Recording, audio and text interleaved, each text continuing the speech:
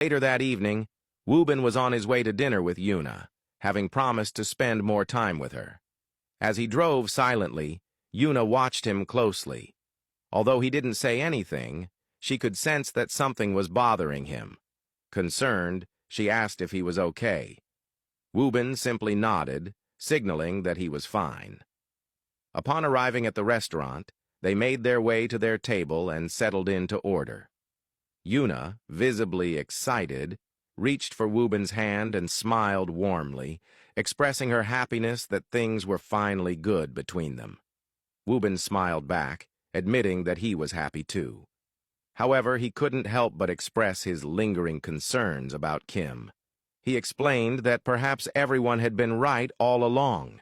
Maybe he just needed to stay away from the situation entirely. Wanting to shift the mood, he gently pulled Yunna closer and told her that all he wanted now was to make up for the time they had missed together. Yunna, still keeping her eyes fixed on him, responded by pointing out that their relationship had grown deeper. She then asked him when he was planning to take the next step.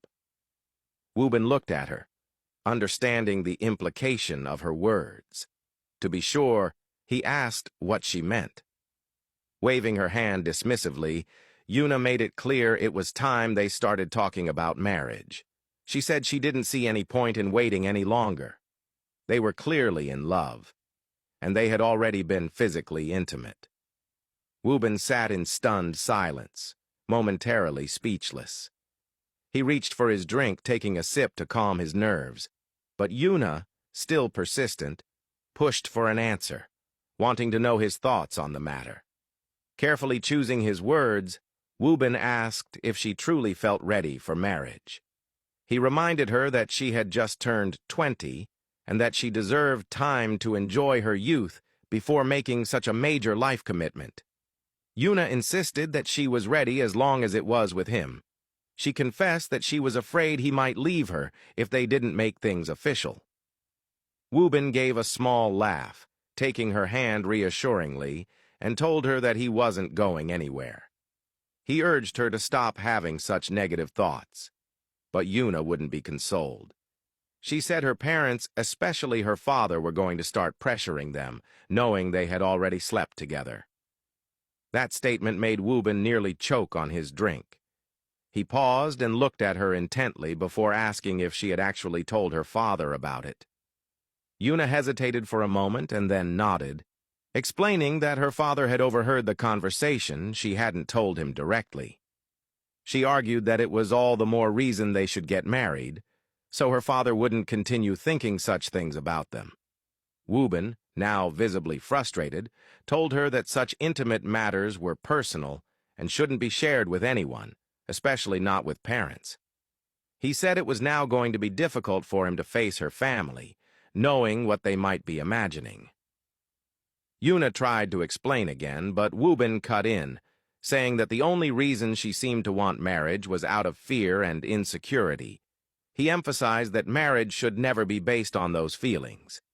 It should come from a place of mutual love, readiness, and willingness to take that next step together. Yunna, nearly in tears, asked if he would have responded the same way if it were Minsu who had asked him to marry her. Would he have turned her down too? Wobin paused and told her there was no need to bring up Minsu. He assured her that he was over that chapter of his life and reminded her that they had only just managed to fix things between them. He said he hated how they kept arguing and that they should just enjoy each other's company. But Yunna's tone grew colder. She told him that it was either they get married or they break up, as there was no point in continuing a relationship that wasn't going to lead anywhere. Wobin, now confused and disoriented by how quickly the situation had spiraled, tried to calm her down. But Yunna stood up, grabbed her purse, and told him she wouldn't allow herself to be someone he kept around until he met the woman he truly wanted. She said she deserved more and walked out of the restaurant, visibly angry. Wobin remained seated, trying to make sense of how things had unraveled so quickly. Just hours earlier, everything had seemed fine, and now they were back to square one. A man who had been sitting nearby and had overheard the entire conversation leaned toward Wobin and told him plainly that if he loved her, he should give her what she wanted because that's how you keep a woman. But if he didn't love her, he needed to let her go, because in the end, he was only torturing himself. Wobin glanced at the man, nodded in silent thanks for the unsolicited advice, and downed the remainder of his drink.